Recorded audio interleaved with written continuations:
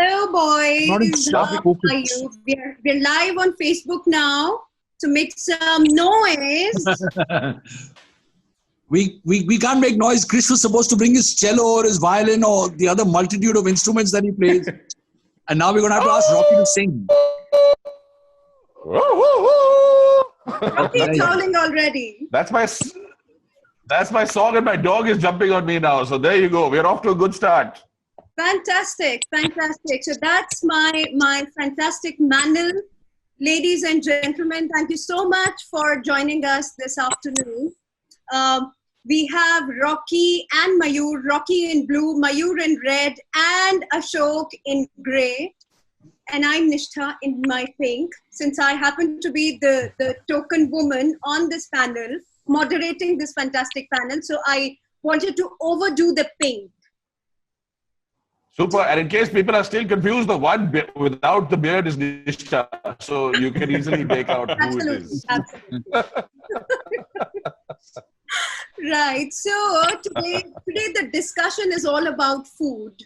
Now, Rocky and Mayur, you guys are rock stars, thanks to your fantastic show, Highway on My Plate. I mean, it became a household name across the country because the kind of travels you did, the kind of discussions you did, the kind of food that you explored.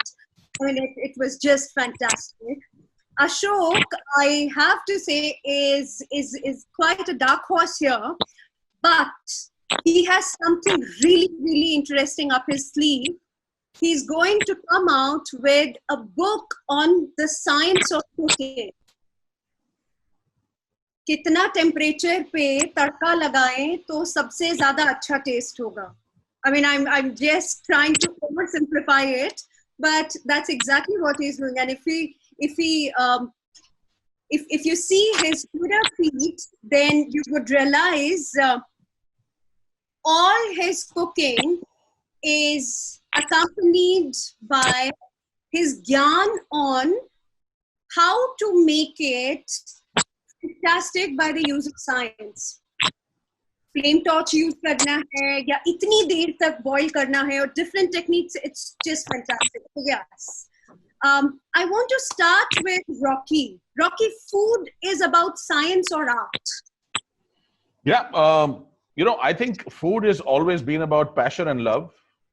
It started with being for survival, and then of course it moved on to passion, it moved on to love, it moved on to something really interesting. And at some point it made the transition to becoming art when people started competing to put out the right food. And now lately, with the advent of so many different kinds of cooking, I mean, molecular is one that you hear of. Right. And there's so many ways of presenting and changing food the way it is, always discovering something new. And now science has sort of jumped into it. I mean, not to say that there wasn't any science earlier. There was always science in everything. It's never the hand of God. But so now I think that struggle is on. A lot of chefs will tell you that they're artists and they really feel what they cook rather than measure and use what they cook very carefully. But personally, as far as I'm concerned, I say bring it on.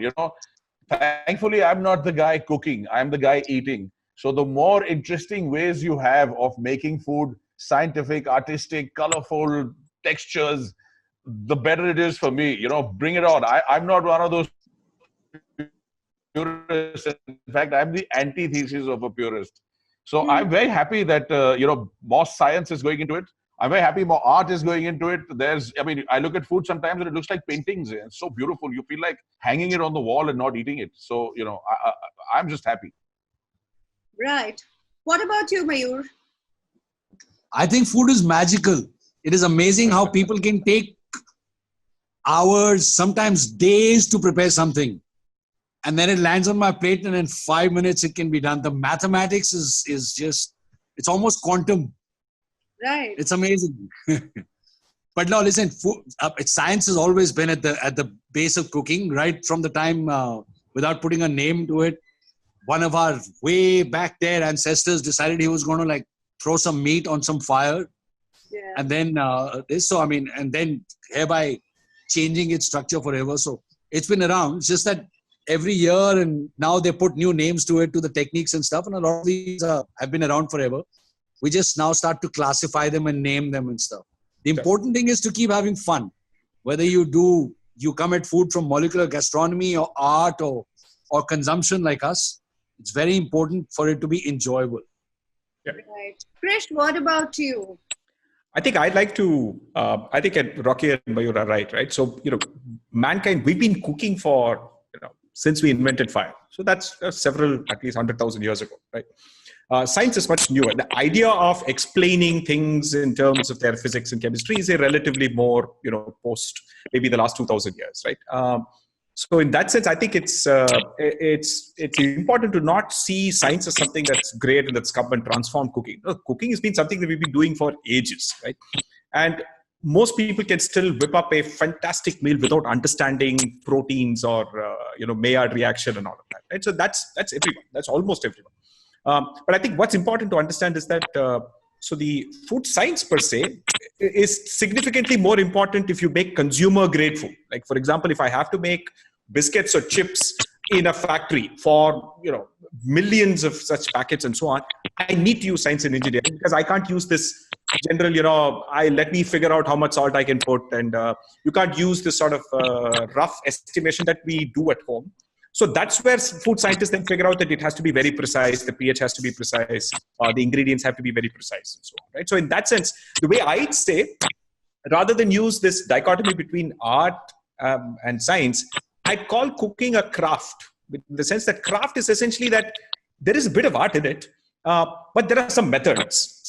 As long as you broadly understand the methods, you can sort of make good food. So I think that's the way I'd see it. Right. Rocky, you just ate something. Repetition. It's an old habit. What can I do? I'm always eating something. So that's what I'm having right now. I don't know if you guys can see it. Yes, we can. But that's Rajma chawal. Pad Kapao guy with the kind of, which is like a chicken. No, that's not Rajma. That's basil chicken. Oh, okay. Right there. Jeez, I don't know what a bad job I've done. So yeah, it's one of my Thai favorites. It's just an easy dish to make, and whenever I have the munchies and I have 5 minutes, I quickly whip up something like this. So that's what I'm digging into right now. Super. Does it really look like Rajma Chawal to you guys from there? No, it's now the connection. like Always blame the connection. Now? It's shiny. Oh yeah. Now it all just looks brown. Yeah. This is chicken. Yes. This is definitely chicken. This is Thai chicken.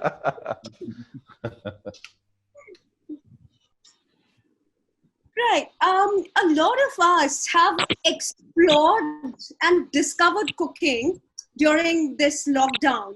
There is this positive outcome that that this lockdown has given to a lot of people who are just stuck at home, or maybe with or without a kitchen, and still because people can't go out to eat and there is nobody to cook.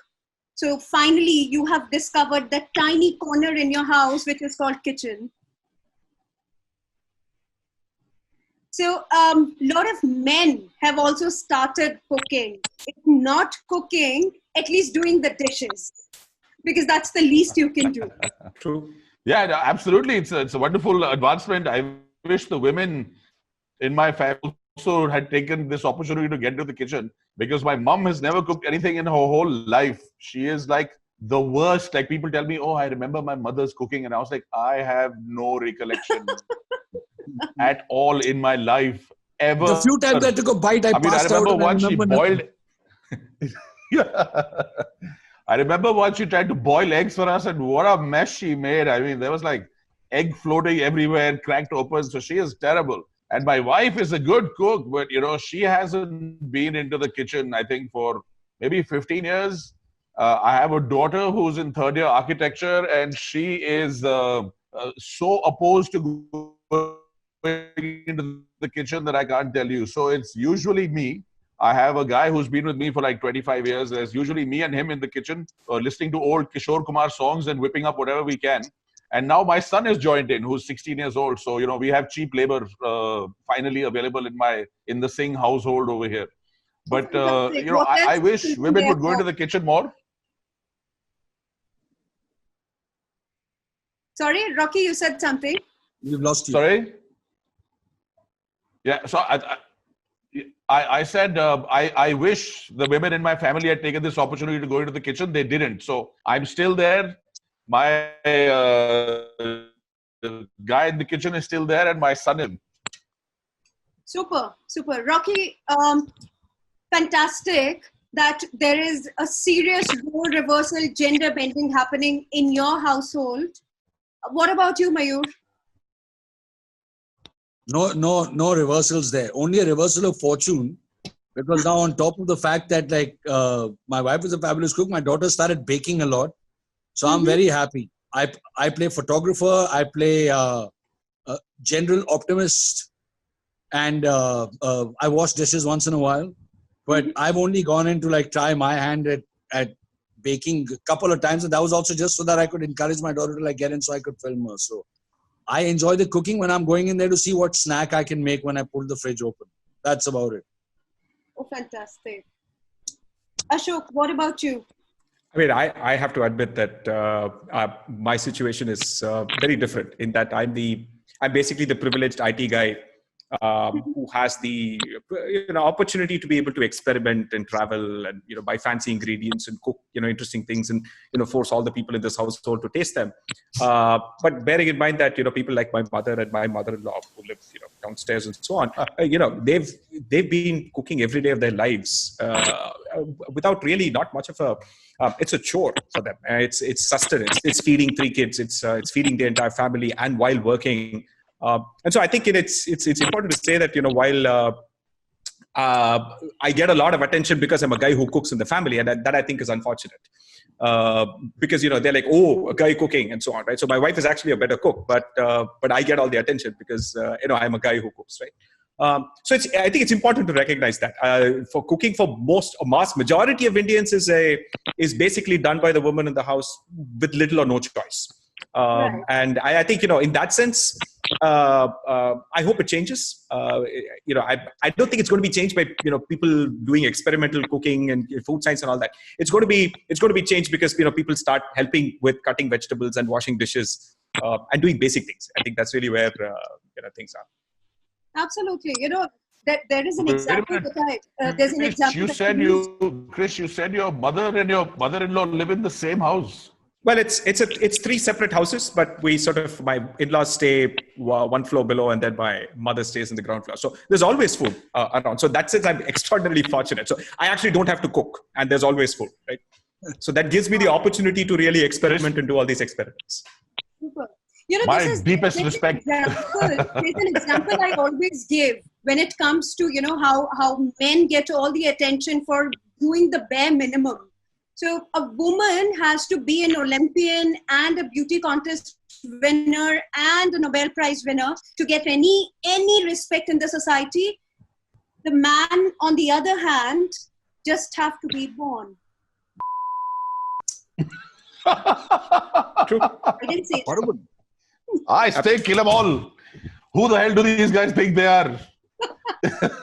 No violence. We are not preaching violence against anybody. Right. Just glare at them when you pass a man on the road next time. Just stop and glare at them. We'll do the same thing. Yes. I have no idea. Like he's a lowly earthworm. Yeah, really disgusting. Yeah. I mean, really, I'm ashamed to be called a man anymore. I'm changing my gender to something else. Okay, Rocky. Okay, so Kota Nilima, she's an No. I just may I just jump in over here. I just want to say this whole battle of the sexes thing has been raging forever. It's a good thing, and it'll continue to rage, and the pendulum will swing one way or swing the other. There's already a lot of people that think the pendulum has swung too much to one side in terms of the laws in our country and the way things are heaped in the favor of women.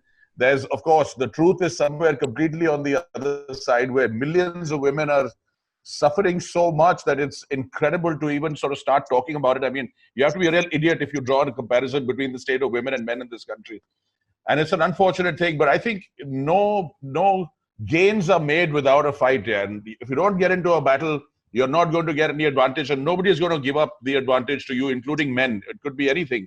It could be men. It could be, high caste versus low caste. It could be Hindus versus Muslims. Without a fight, without a battle, without putting yourself out there and fighting on the cutting edge, you are not going to get anything for free.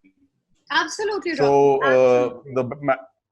the matter of fact is, I grew up in a household with women. My mother, my grandmother, my sister, then I got married, then I had a daughter. So I've only grown up with women in my house. I've had no men at all. So I have a deep respect and, a sort of, I've seen what women go through and how strong they can be when the chips are down. But having said that, I think every woman in this country needs to stand up and fight. And there are enough people, even on the other side, in terms of men like myself, perhaps, or, so many others who are willing to fight that battle and just be normal with everybody. I mean, to me, it really doesn't make a difference whether you're a man or a woman. There are certain strengths that men have, certain strengths that women have. And if we can put it all together, we can create a more beautiful world, like everybody with differences. So, I just wanted to put that out there. I agree. I'm very democratic. I don't care if there's a man or a woman in the kitchen. As long as there's really nice food, anybody can make it. They have my respect. Right.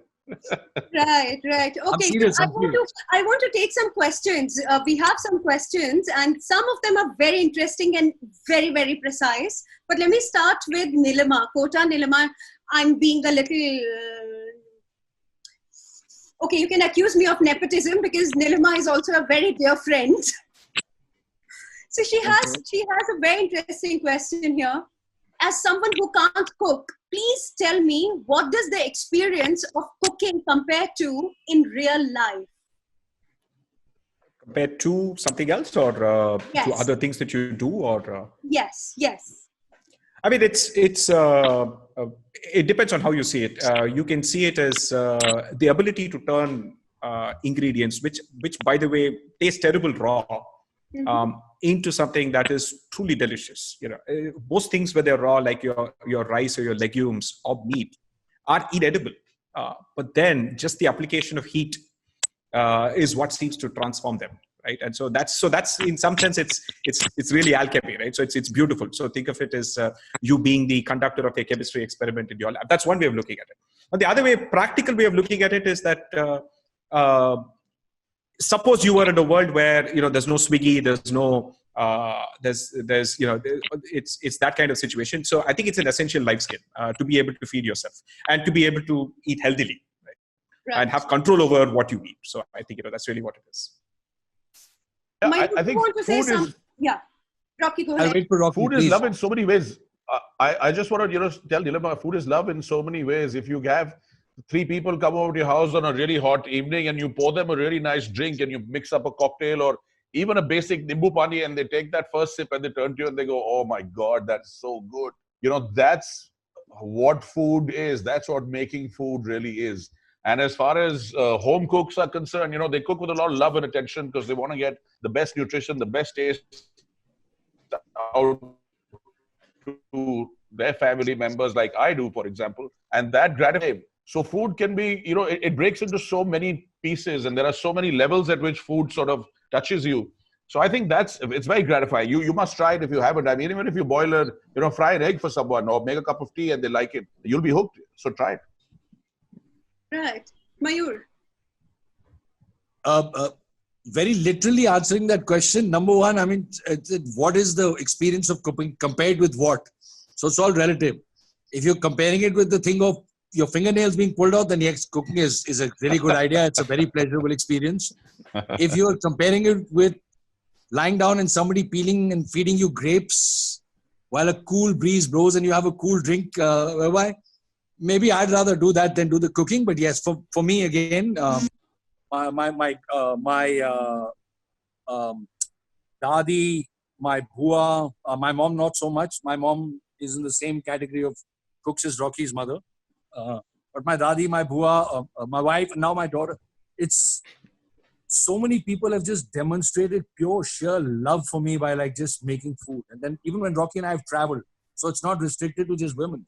Every time we've traveled, the places that stick out in our memory always are the one where that underlying, the feeling of food was really a feeling of service, of giving, of love. And sometimes those little shacks with a very old couple in a place by a lake, or four brothers in Mangalore trying to keep the food traditions alive. So food is an expression of service or love.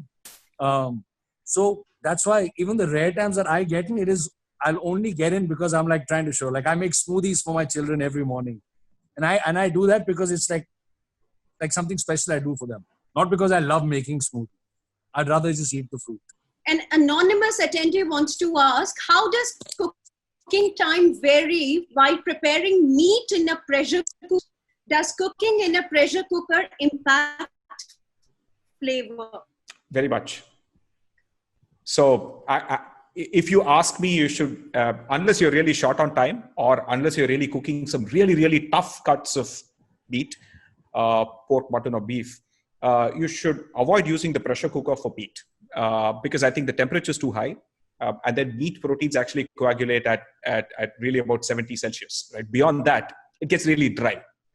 It's very common, especially when in India, it's very common to overcook meat unless you really have a really hot tandoor. Very common. So I would avoid using the pressure cooker and use a more open pan and do it at low heat. Take the time. I mean, if you have the time, and I think you'll always end up with better tasting meat than if you do it in a pressure cooker. Yeah, I mean, we have some real masters that cook in India. If you get down to the region of Awadh, then you look at Awadhi cuisine. There are some guys who'll cook with a pan which has a pan is a certain thickness. Yeah. Then they'll use only imli ki lakdi, which gives a very even low heat. Yeah. And they'll never use any pressure cooking, not even dum. They'll just sort of slowly blend in the spices and the meats and go on gradually cooking it. Yeah. And that's the real way of getting flavor out of it. Yeah. Even this style of adding dhungar now, which has become very popular lately, or smoke into meat, which is just, put in a silver foil and put a coal and put some ghee and cover it. Yeah. It's just a forced smoke, which is, it tastes like a forced smoke. If you have a true dhungar dish from Rajasthan, and they have these dishes in which they get dhungar, it is so much better in every element in every bite. You'll get that beautiful, delicate flavor. So I think fast cooking is very useful. It's a tool to get things done very quickly. But if you have the luxury of time, take the time. And if taste is important, then I think pressure cookers really needs to be done without. Things like potatoes and all, those are good for pressure cookers, but not meat. In fact, lentils, legumes, lentils, chana, rajma, I absolutely would use a pressure cooker. It's just ridiculous to a waste of time to sit and do it outside without it. The flavor difference is not much between a pressure cooker and this thing. In case of legumes like rajma, chana, and all. Dal, of course. I have to put my foot down for dal. Dal, if you cook in an open pot, it comes out way better than in a pressure cooker. And some families, for example, that's the mark of snobbery. I don't know. I don't think you would be able to detect in a blind taste test the difference between a pressure cooked dal and an open cooked dal if they use the same dal. Sometimes I think we tend to hear. Sometimes I think the experience of food is also the memory and the nostalgia and the visual of it. So if you know it's been cooked in an open pot, you'll find it tastier. Just like how people find a more expensive bottle of wine to taste better, simply because it's more expensive. So I think in that sense, there is some element of that. But I think from what I've seen, there's very little difference in pressure cooking, at least lentils. At the end of the day, you're literally doing the same thing. You're gelatinizing the starches in the dal, and that's really what's happening. So it works the same way whether you do it in a pressure cooker or outside. Rocky, would it be the same in the case of dal makhani? Well, speaking from a cooking point of view, I think if you have more time with your ingredients and you can gradually change them from one process to the other. I mean, there are several levels in terms of cooking from a raw ingredient to a final product. The longer time you have to influence your products, the better your product can be if you know what you're doing. So even if you're making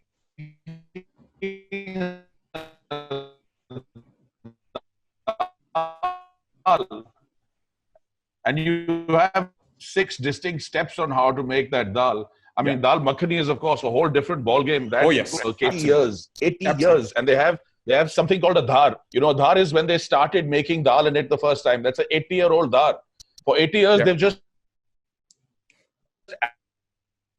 added ingredients ingredients into the leftover dal and made. And that's what, right? People who do it at the numbers, and they keep going and coming. The dal keeps cooking. So yeah, I mean, the more time you have on your canvas, the more beauty you can create. Yeah, I think dal makhani is definitely an exception. I think especially if you cook it over 18 hours and 24 hours at a very low heat and so on. So that, again, slow cooking, especially at that level, we're really talking about the difference between a 40-minute dal versus a 20-minute pressure cooked dal. There's not much difference there. But there is a difference between an 18-hour dal and a 20-minute dal. Definitely. Yeah.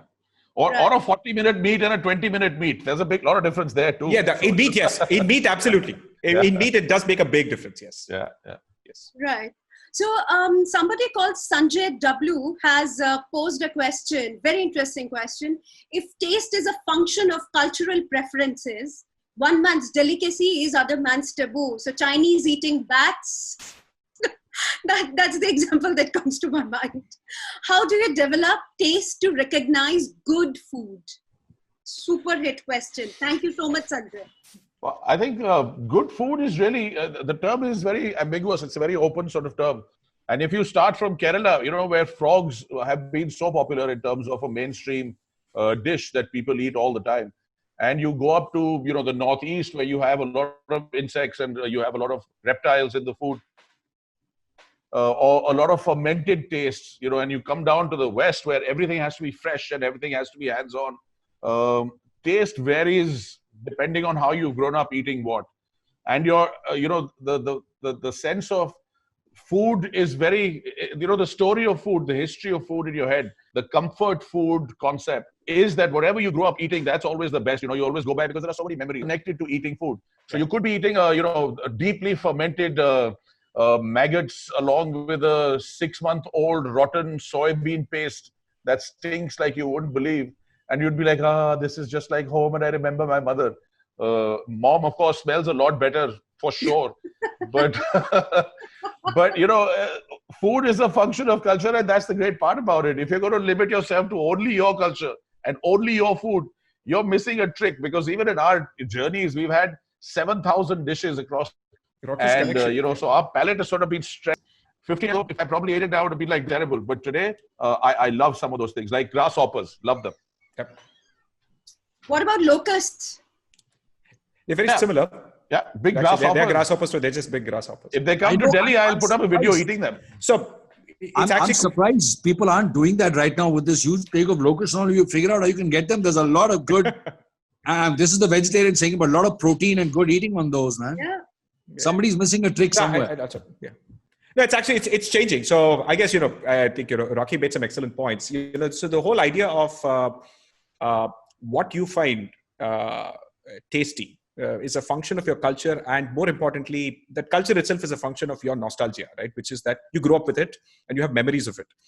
Aromas are actually, how you process aromas in your brain is very close to how you process memories. So that's why it's not actually taste that you remember; it's actually aroma that you remember, right? So there's a taste is just 5 tastes, right? So spices, etc., are only aroma, right? So what happens is that you grow up in a part of the world where, for example, in Mexico, you might eat ant larvae, and they call it Mexican caviar, and it's absolutely delicious. But I think yes, for many people, for example, eating insects is one step too much. But then but the point is that if you look at India itself, people who eat one kind of meat find eating another kind of meat to be one step too much, and there's even violence in that name, right? And likewise, even for people who eat meat, sometimes who are people from inland find the smell of seafood, the sulfurous smell of seafood, to be quite off-putting.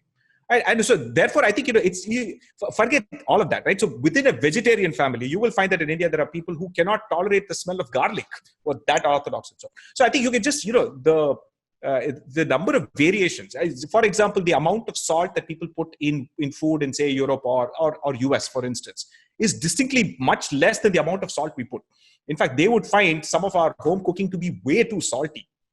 And so there's variations in what you can tolerate, what is too sweet, what is too salty, what is too sour, and so on. Mayur, what about you? You're a vegetarian, I believe. And, Highway on My Plate, the show, so you would be the ghas poos wala while Rocky got to sample the entire zoo. Do you think that, and that's a big debate, do you think that vegetarians miss out on a lot? Really? I don't think so.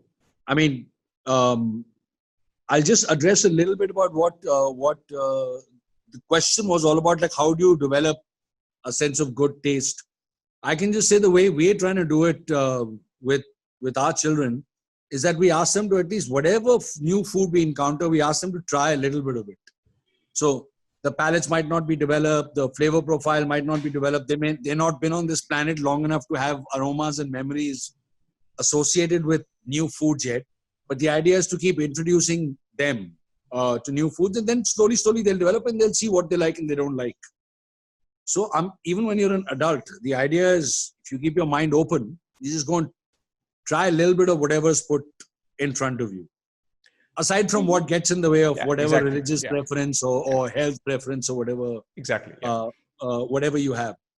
Vegetarians, again, different types of vegetarians, right? Some by belief, religious belief. Some they have to do it, so you'll find them outside eating. Some because they believe just it's less impact on the planet. Some because they believe it's less impact on their bodies. So whoever's voluntarily vegetarian, why would any of us feel that we're missing out on anything? We have vegetables, we have fruits, we have all the things that we want to eat. So short answer, no, we don't feel we're missing out. It's a voluntary choice we made and we stick with it. Yeah. I mean, it's actually this entire thing about missing out is actually a very patently ridiculous argument, right? I mean, technically speaking, every one of us is probably missing out on something, right? You may theoretically say you can eat anything, but you really aren't, right? You may not have the opportunity to. So it's really silly. And the second thing is that... I don't know. You haven't hung out with Rocky for long enough because, I mean, we've seen some strange things. I haven't seen this man say no yet. And I've known him 40 years, so... That's okay. I mean, some of us, it's just that... See, I'll give you an example, right? There may be people who are living in the West, people living in Europe, and people living in US who do not, let's say, eat of not tried Indian food or the stunning diversity of Indian food that we have, right? And they eat literally everything American food and, you know, all the Southern food and every kind of meat that American food has to offer and so on. I would actually argue that an Indian vegetarian is having a wider, more richer experience of the sheer amount of diversity in vegetarian food in India. India has the most stunning diversity of vegetarian. It's not, you know, vegetarian food is in India is not meat dish minus meat. It is literally a genuinely original cuisine, you know, designed ground up to be vegetarian, and the stunning diversity of it is just something else. So I think it's just silly, right? So people don't eat something because of some reasons, right? I mean, many of us would not eat a certain animal for whatever reason. Could be religion, could be because, could be, you know, we don't eat dogs because we associate dogs as being, you know, friendly to us and so on. So it's just that every culture has its own preferences. So it's actually quite silly. No, and you're right about the variety, Krish. Absolutely spot on, because, you know, there's a restaurant called Rajdhani, which had chains all over the place. And I was talking to their manager once and I said, so just how many items do you have on your menu? And his answer blew me away. And I saw that menu online. Would you like to guess how many items they have? Nishta, would you take a wild guess? Or any of you? Mayur, I know you know the answer, so you keep quiet. Krish, you want to take a guess? All vegetarian, huh? By the way, and only Rajasthan and Gujarat, only 2 states. Oh, wow. Okay. I don't know. 100, 200? 100, 200? 22,400 items. Wow. All different. Yep. So if you talk about the variety of vegetarian food that you have in India, you're looking at, the numbers are in the hundreds of thousands. So literally there's no limit. I mean, but the point is this. Correct. I really don't care what you eat as long as it's not illegal. And as long as it's not, you know, as long as you're not sort of killing people or their pets. Yeah. And hopefully it's also sustainable. I mean, a lot of people say, so a lot of people tell me, how come you can eat chicken but you don't eat elephants? Because the elephant doesn't belong to anyone. It's a part of a very fragile environment which is being destroyed. And as soon as it's destroyed, we'll all be dead, as we are finding out now for the last couple of months, just how fragile our existence is.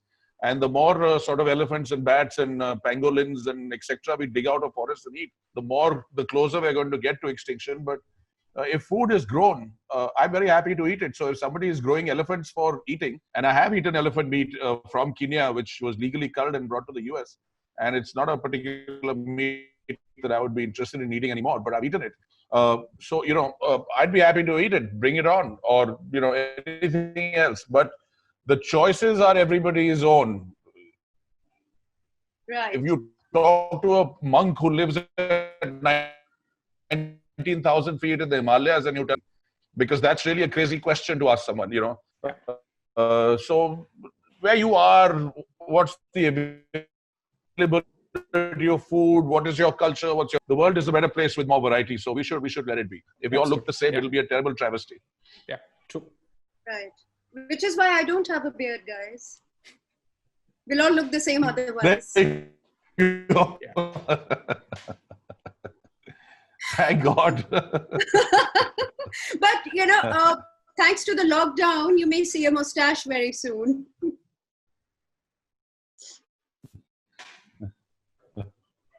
So there's one question You're that fishing for compliments. Stop it. No. So one question, based on all your travels, which is the most unique cuisine you guys have come across? Kishore Chinta is asking this question. He has also traveled quite a bit, but he's just wanting to get an answer from the three of you. Yeah. So I think, you know, in my experience, I think for me, I have a particular sort of like for Mexican and Thai food.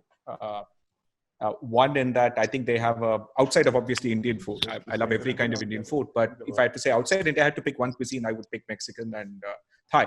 Mexico, especially again, because, you know, a ton of the ingredients that make Indian food special all came from Mexico. Okay, all the way from chilies to tomatoes. All of these things actually came after the Columbian exchange and so on. But I think Mexican food specifically, in terms of how they balance protein in terms of meat, as well as the textures in terms of crunchy, in terms of fresh ingredients and cooked ingredients and so on, is just fantastic. Sometimes, perhaps it's an urban Indian thing here that we don't often get fresh produce like you would do if you were in small town India or in a small village in India. So therefore, urban Indian cuisine tends to be lacking in the fresh green department in general, on average, right? So the average salad in, you know, typical restaurant will be this sliced cucumber and sliced tomatoes with no seasoning, right? So I think in that sense, I particularly like the fact that both Thai and cuisine in Mexico just hits all the right spots for me at least. Right. We have Junior Ashok in the background. Yes. All right, Mayur, are you I think as far as to... unique tastes are concerned. Sorry. Go, Rock. No, go on. After you. I think I'm back, but I'll wait for you. You know, I still feel that the food of the northeast of our country, I mean, people know still, we barely scratched the surface, even those of us that have been there many, many times. Now, when we started Highway on My Plate in 2007, the idea was, you know, okay, maybe this is a very, very broad general cliche, but the basic idea still then for most people, even in the early 2000s, was that in the south of India, there's idli dosa. In the north, everybody's violent and eats tandoori chicken. In the west, they put chini in everything. And in the east, in some places, they eat dogs. Now, it's an oversimplification, but that's what it was. And it even now, as recently as a couple of years back, Rocky and I have been sitting in Andhra Pradesh having some ulavacharu, and we've seen somebody who's written books and books on food and who's been like, on Indian food, who's been like, what is this? I've never encountered it. Because I mean, like, you know, we were talking about earlier, 22,000 dishes. It's so vast. You can still go out there and you can still find techniques. You can still find produce that you won't find anywhere else in the world. So for me, more than the unique cooking or the unique style, it was when we were in Arunachal Pradesh and we were driving, and it's a big steep cliff on one side. On the left, there's like forest, and you find these ladies, they'll be sitting there and they've got all these fruits, vegetables, herbs, grasses, most of which we'd never seen before in our lives. You know, you pick one up and you break it off, you put it and it cools your mouth completely. And then you pick something up, it tastes like clove. And then we drove 20 kilometers more and there was another set of ladies sitting there, and most of what they had was like completely different. And wow, no way to communicate and really understand what it was. Some of it even looked like stuff that you've never seen before here. So for me, I think the ingredient basket that still exists in India, especially in the Northeast, is still hugely unexplored. And fortunately now chefs like Thomas Zacharias, Manish Mehrotra, they're actually now trying to go do their research, go down to these places and then try and put it into popular cuisine. Yeah. So the Northeast of India for me, for techniques, for the smoking that they do, for just the sheer inventiveness of what they work with. And I'll just take another minute. A quick example of that. Rocky and I talk about it often with a little village called Thembang in Arunachal Pradesh, where the house, and it gets really cold there. It's up in the mountains. It gets like sub-zero temperatures. So the house also has the kitchen in it. Everybody sits by the fire. They've got little wooden racks that go up on the triangular roof of the house. So as the smoke goes up as they're cooking, it also smokes all their meat. So stuff like this, which is adapted over thousands of years to that specific environment. For me, those techniques are very, very unique. Now, of course, everybody from Noma to El Bulli to this is do fermentation and do molecular this. It's existed in our country for like as long as history has existed. You know, I think if you take any average dish from Andhra Pradesh and you get a chef from Europe to say, here are the ingredients, just use these to make a chicken, he's going to have a heart attack and fall dead into his pan. Because we are the masters of spice. You know, the kind of food that we have made historically and the way we use ingredients and spice is completely unique in the world. And I'm talking about Thailand, I'm talking about China, I'm talking about Asian countries that have rich ingredients, that are rich in ingredients, not like Europe or, you know, the Americas, where the ingredients are lesser in comparison. So we have a lot of unique dishes, and I think their Andhra cuisine is one that I'd like to point out, you know, because the superheat and humidity, very high on salt, very high on spice, huge combination of spices, incredible flavors, all the ingredients that you can think of. I mean, like my favorite dish is a potlam biryani, a prawn biryani that you get in a restaurant called Spicy Venue. I mean, it has a beautiful egg outside, which has 4 spices in it. Then you have a full biryani with prawns. You have a uluva charu, you know, along with it, that you dip your biryani into and eat it, or you have a mirchi ka salan. If you just take the ingredients in my favorite dish, it is mind-boggling. I mean, it'll be like 3 pages of ingredients, and it'll take a master to put it together. So that our cuisines are really unique.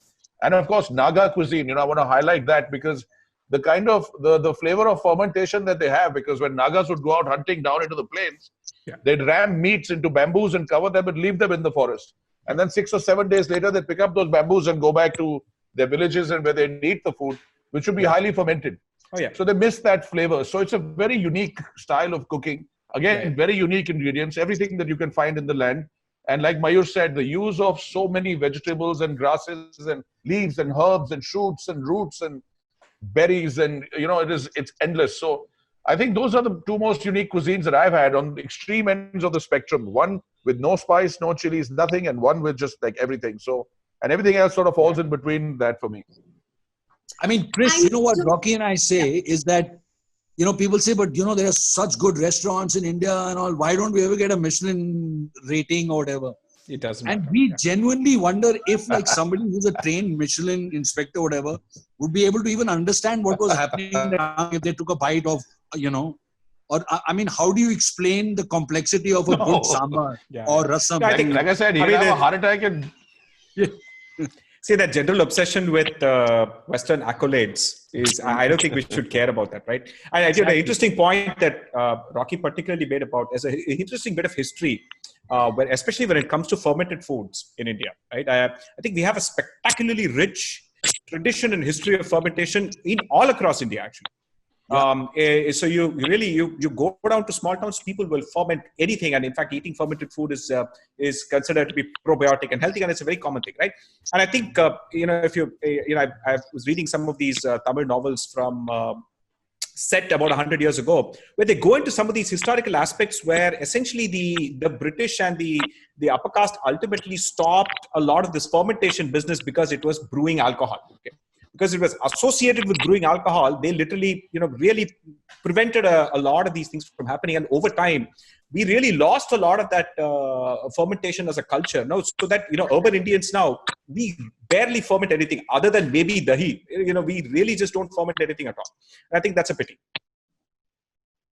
Right. So here I come in with a question from an anonymous attendee. And Krish, I'm so glad that you talk about history and food and, stolen practices. And Rocky, I'm so glad that you mentioned biryani, because I didn't want to be that person who brought the biryani into this discussion. Yeah. I'm so glad. I read a Veer Sanghvi article. This is the question. I haven't read this article, where he says there is no historical evidence that biryani should have meat in it. What do you guys think? How do you define a biryani? Let the biryani fights begin. Honestly, if you ask me, I think the fact that somebody uncovered something and Veer Sanghvi wrote about it should be immaterial to what someone chooses to call a biryani, right? If I cook rice, if I add some flavoring, whatever be it seafood, be it meat, be it vegetables, whatever it is, right? And I call that biryani. It's biryani. It doesn't matter, right? I mean, the diversity of biryani styles in India, and if you really expand yourself into the subcontinent and Iran and essentially the southern parts of all these Kazakh, Uzbekistan, and all of that, they all have some variant of a dish that features rice and other things cooked together, right? In many cases it is meat, but it's not the only thing either, right? So I think even cooking style. So some people will tell you that a biryani is where rice and meat or whatever it is has to be separately, partially cooked and then layered and dum cooked. Only then it's a biryani, right? Whereas a pulao, everything is cooked in one shot.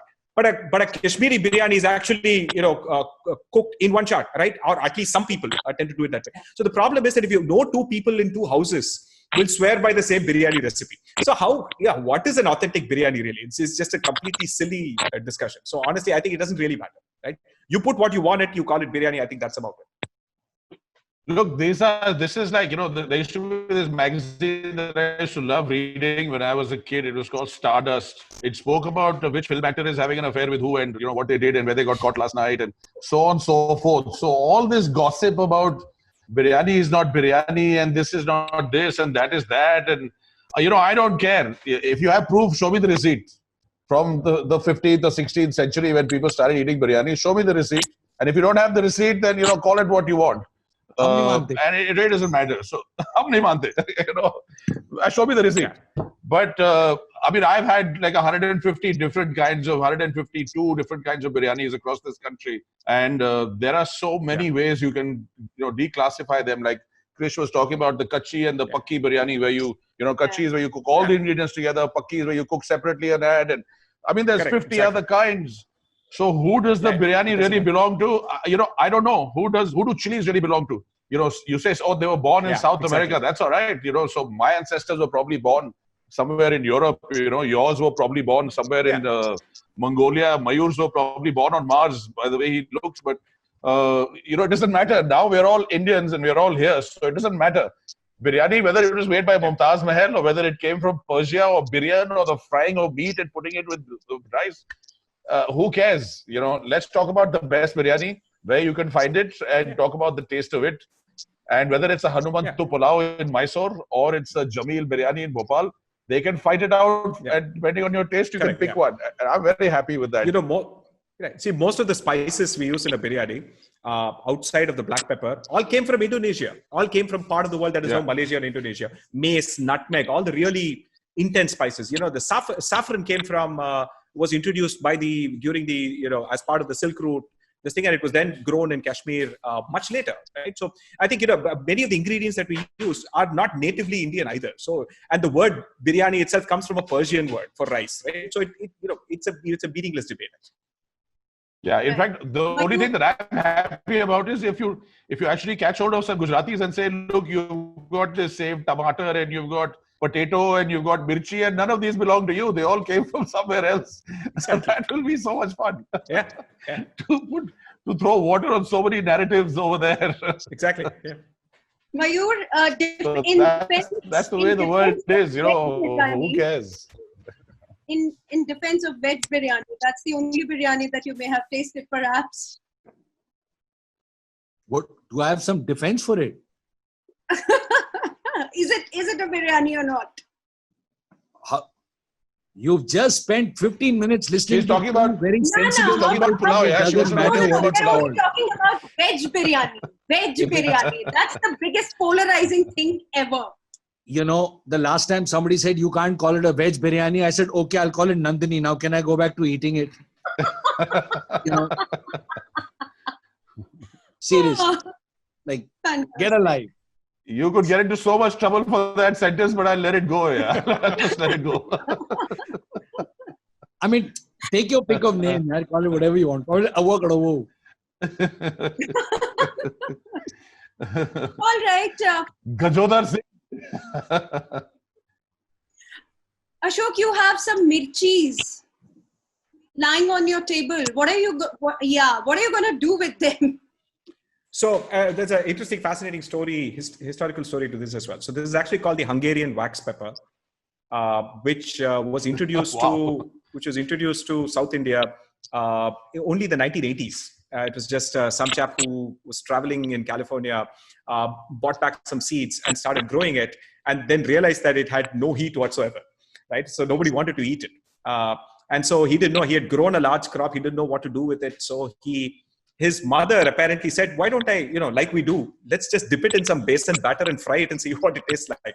And then it tasted nice. And so, he went around, gave many of the nearby tea shops in South India the mirchi bhaji for free and said, just sell it, right? So develop a taste. And then he became the sole supplier of these bhajis. That was apparently a story from the 1980s that I heard from the chap who I happened to meet somewhere. And he was the guy who actually introduced this particular chili, which is not very hot, can sometimes be randomly hot and so on, right? So today I'm trying to make this in the Andhra style, which is the best way to Rocky's way of saying it. In fact, what they actually do is that they slice it, they remove the seeds and the placenta part of it, and then they dip it in a batter that already has chili powder, ajwain, and other things along with the basin. And then you fry it not once, but you fry it twice. So you fry it once and you take it out, and then you fry it again because you get it ultra crispy that way. And then you slice it, and then they stuff it with a salad of peanuts, chili powder, onions, and coriander powder. So it is just fantastic. It's a flavor explosion, right? But what I'm actually going to try and do is try and use a little bit of a science trick that I learned recently, which is that the way to bake a part of the problem of deep frying a bhaji kind of thing is that it doesn't stay crispy, right? And it gets kind of limp very quickly. So one of the tricks I learned from this chef called Heston Blumenthal, which is that instead of using water in the batter, you got to use soda. Okay, so it aerates the batter a bit. And the second interesting trick is let 20 ml of vodka into the batter. So what alcohol does is that it actually prevents the starches from absorbing water. So the outside becomes ultra crisp and aerated. So that's what I'm going to be trying. Say vodka, soda, batter-based mirapakaya bhaji. That's what I'm trying. So ये तो दारू और चखना दोनों साथ में हो गया. You had me at vodka and soda, yeah. You had me at vodka and soda. That was So we've done a very interesting series called Rocky and Mayur with the Bira Hot Stuff. That's what it's called. Yeah. And it's called Hot Stuff because we've taken 9 hero chilies and done this 7 or 8 minute series of where they're grown, what the taste profile is, what they look like. For example, Nishta is wearing this lovely red lipstick that probably comes from an oleo resin, which comes from the Bedigi chili, which is, north of Bangalore. They grow it in Karnataka. Yeah. Or nail polish. So chilies are just a completely Indian thing now. And if you go and see Hot Stuff, Rocky and Mayur Hot Stuff, you'll get 9 different chilies across India and you'll get to learn a lot about chili. But like I said, food is so fascinating. It's, it's never ending what you can learn from food. And Krish, if you try and cool down your batter to, let's say, about 4 or 5 degrees, so, keep it in your fridge. Yeah. It'll crisp even a little more. I mean, that's absolutely. That's the buzz, so you can try it. Yeah, we'll do that. Very impressive. All the Hungarians are known for their goulash. Now Chris is going to put them on the map with their Hungarian wax pepper. Fantastic. I mean, you guys have quite a repertoire of cooking tips and tricks. Oh yeah. Yeah. Hey, No, so we Chris, have a few tricks, but we're really good at publicizing those few tricks. Chris, you No, I, probably you know, already it's know this. Certainly have marketed yourself very well, because a lot of people are asking you very specific question. Ashok, one question is, you had mentioned you should salt your eggs at least 15 minutes Yes. before scrambling. Yeah. Why doesn't salting early make the eggs go gray? No, it doesn't. So, in fact, if you make an omelette and you salt your eggs 15 minutes before, the omelette will turn out to be way creamier and softer. And it has to do with the fact that salt actually helps the yolk break up. And you can actually literally see it, right? So you just drop the egg in and add some salt. And in a little bit of time, without even you stirring it, the yolk will break apart. That actually results in a creamier omelette. Yeah, and So- if on the other hand, if you beat your egg with a egg whisk in a bottle without anything, without any salt or pepper, you'll get this really thick, foamy thing. When you pour it out, you'll get an omelette that's this thick without even folding. Yes. So it's absolutely incredible. So there's so much you can do even with an egg. I mean, when you add butter to an egg, completely changes. You add vinegar to an egg, completely changes. Salt to an egg, completely changes. Just have fun with it. Just throw in whatever you like. Don't listen to anyone. Egg is the single most magical ingredient because it can actually transform into the most variety of textures, right? You can whip it, as Rocky said, into a meringue, into a foam, it can be creamy, it can be airy, it can be anything. You can deep fry it and get it crispy. So it's just the most versatile ingredient. Yeah, and if you have an emu egg, it's absolutely beautiful because it's dark green on the outside and it's light blue on the inside. And then you crack it open, it's like the size of about 24, 25 eggs. And that is a fried egg if you've ever eaten one. Yeah. You know? There used to be tons of these emu farms outside Chennai some years back, but they shut them all down. So yeah, I wasn't ready for the size of it because I broke it into a standard frying pan. It just flowed out from the side. So it was incredible. The best egg I've eaten, man. I mean, you don't want to eat another egg for a week if you eat an emu egg. So another question, why frying onions at the start of making a curry, does adding salt really help to get them golden brown, or is it a myth? No. So salt is not about golden. Salt is just to dehydrate, right? And so and therefore it is related. So browning actually happens once the surface of the onion loses its water. Okay. Because that's when the temperature can go above 100 Celsius. As long as there is water, the temperature is going to be up below 100 because that's when water boils, right? So once all the surface water is gone is when the pan heat can truly heat the onion to 110, 120 Celsius. And that's when browning happens. That's the Maillard reaction. So what salt does, it simply drains the water quickly out of the onion so that you are able to get there slightly quicker. It doesn't directly cause the browning, but it just helps it start faster. Yeah. In fact, if I want to use crispy brown onions in a lot of dishes like biryani, for example, we were talking about it, or a korma, what I'll do is I'll get really hot oil and then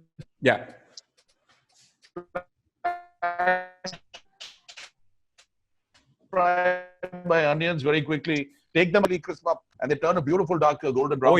So absolutely. That's another way of doing it. Oh yeah, absolutely. Because that's when deep frying, you're doing it at 177 C, so it's instantaneous dehydration. So it's a good way to do that. Yeah. Mayur, question for you. And in fact, if you guys haven't tried it on leaves, sorry. I just want to add, if you.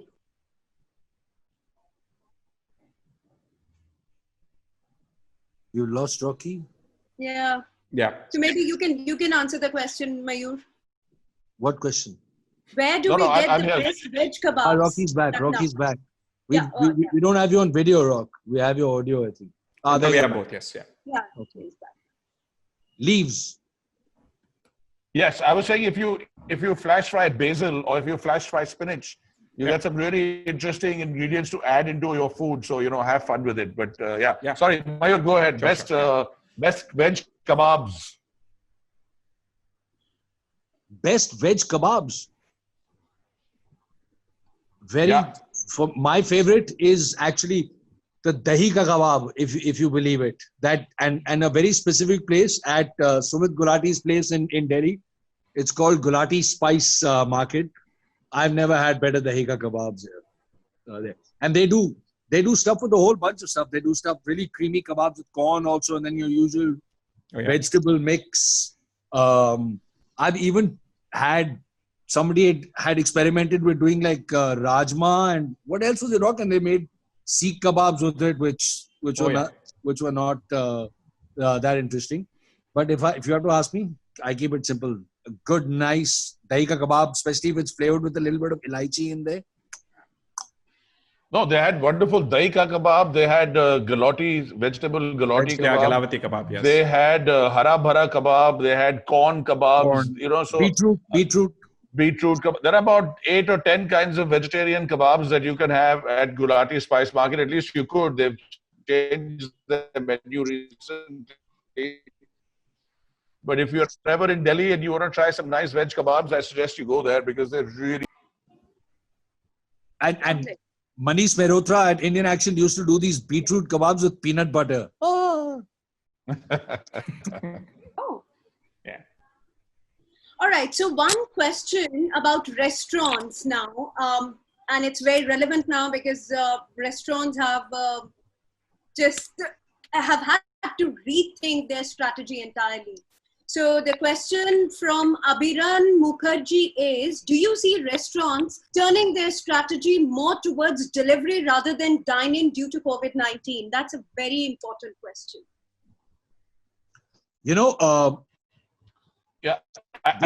This is going to be very interesting going forward, because we're talking about, a lot of this conversation was about how people are now starting to cook more at home and enjoy cooking and do this thing as something that the family does, and it's almost becoming therapeutic, and now you have the time.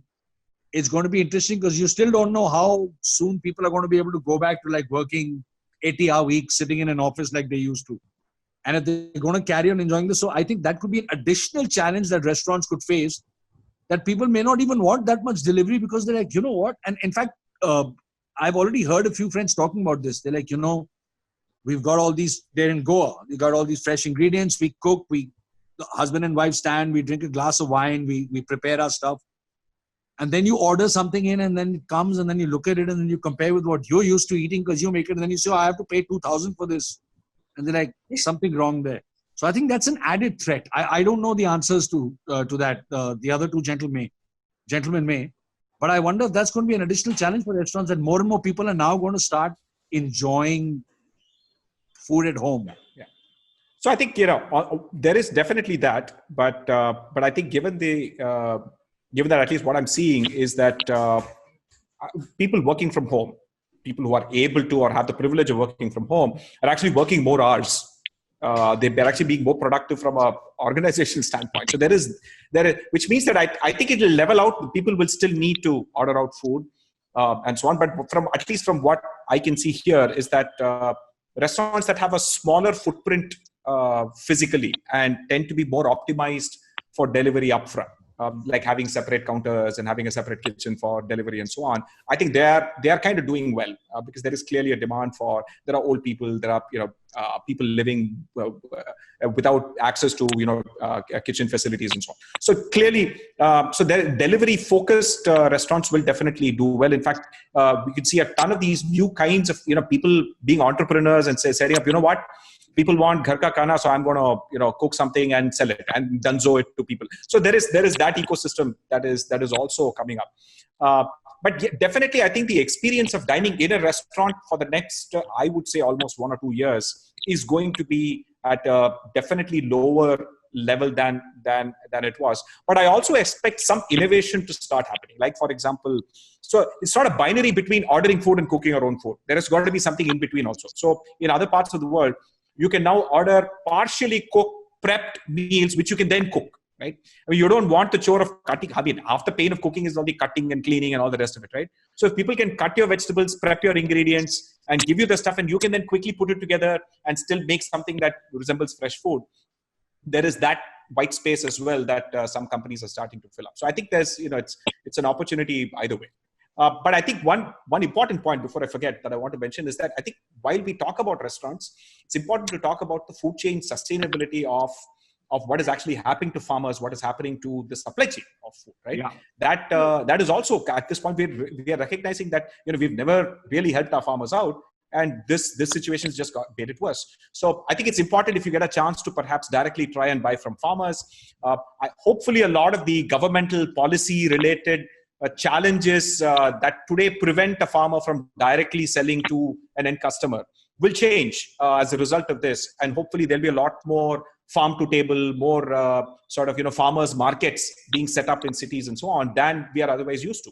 So I think hopefully that is also an important point to address while we talk about, I think, restaurants. Yeah, and I think a lot of smaller food brands and stuff can actually become enablers. So, I just saw an interview very recently by the founders of Wingreens. I don't know if you know the company. Yes. And they're actually now saying that they're going to launch out lots more products in this time. Because they're now reaching out and saying that under the Wingreens umbrella, they all started as a farmers collective. So they're now reaching out and seeing how can they get a lot of these, they become enablers for farm directly. A lot of restaurants now, some of them already started. Pratik Sadhu at Mask and Thomas and all, they'd already started seeing if they could go directly to farmers and stuff. So I think more and more of that is going to happen. And that is going to have to happen. Absolutely. Right. There's one very interesting question. I find tasty, prepared food presented on plate leads to gluttony. Eating out has never been just about food. Oh, sorry. Can I jump in? Okay. No. Absolutely. Go ahead. Yeah. Eating out in India has not just been about an end to a means. It's also entertainment. You also go out when you want to celebrate, with the family. You want to go out once in a week and just see the lights and see other people and do all that. So I think that's not going to change. But in the near future, 66% of the people are not going to want to go out and eat at restaurants. Restaurants will have to function at 30% capacity. So I think there's a good match in there. But if you want to sustain your business model, high rentals, for example, in Delhi, you can't do without the number of, the people you have in your restaurant. And if you're going to have less people inside, then you're going to have to find and fill the shortfall with delivery. So the restaurants, that ones who can innovate and think about how to deliver, how to get a nice delivery menu ready and get good food to people in their homes, as opposed to perishable food that tastes terrible once it's delivered. And again, consistency, quality, etc., that will all be there. But there will always be space on this planet for eating out, where people gather in numbers and together looking at each other, eat and drink, because we've been doing that forever. We are social animals. There is no way we can avoid that for very long, and that will come back to that. So maybe a year and a half, but it'll come back. Don't worry about it. Maybe with masks and gloves, but yes, it is going to come back. Right. So the question that I was going to ask, and this is going to be the last question, from HS Minhas: does cooking decrease one's appetite? So if you're cooking versus when somebody else cooks for you, when do you eat more? No, not mine. I can tell you. If I'm cooking, I'm just dying to eat because I know exactly what I'm making and I'm tweaking it to my taste. So I think the reason why you find so many fat chefs is because they'll make an excuse, and people like me will tell you, oh, we have to keep tasting food, so we put on weight.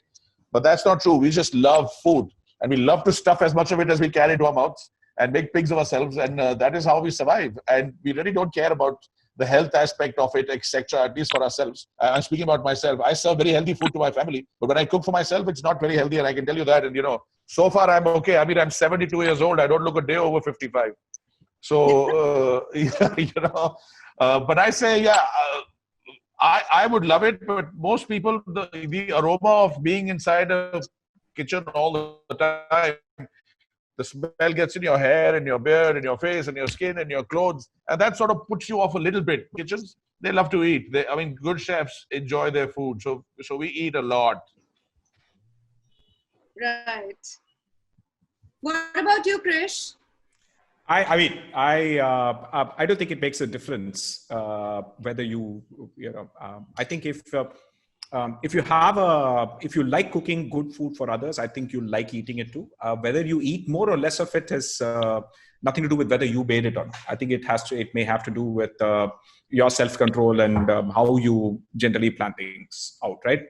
If anything, in my personal experience, what I found is that me cooking for others helps offer me a little bit more self-control, because I end up offering most of it to others to enjoy vicariously, as opposed to me eating it, right? So I end up eating a little bit less of it as a result, not because I don't want to eat it, because I've just given most of it away and just feels better that way, right? So that way, perhaps you can build some kind of self-control in terms of dieting and health and so on. But I think this by itself probably feels like a very small factor in trying to lose weight, which is a whole entire nutrition subject that I want to stay miles away from. Right. All right, gentlemen, this has been a fabulous discussion, and we have responded to a lot of queries that our viewers have posed, and I'm sure it has been not just a fun experience, but also a very informative experience for them.